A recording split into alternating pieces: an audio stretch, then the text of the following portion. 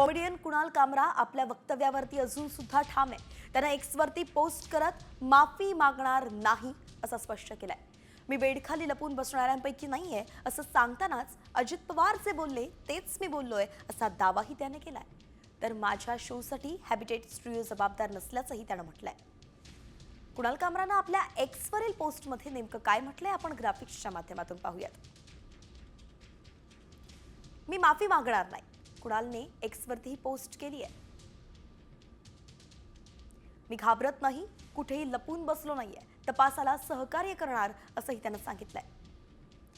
तर जे butter chicken वाढलं ते तुम्हाला आवडलं नाही असंही तो म्हणालाय. अजित पवार जे बोलले तेच मी बोललोय असाही त्यानं दावा केलाय. अनोळखी कॉल व्हॉइस मेल वरती जातात, तिथे आवडत नसलेलंच गाणं ऐकायला येतं.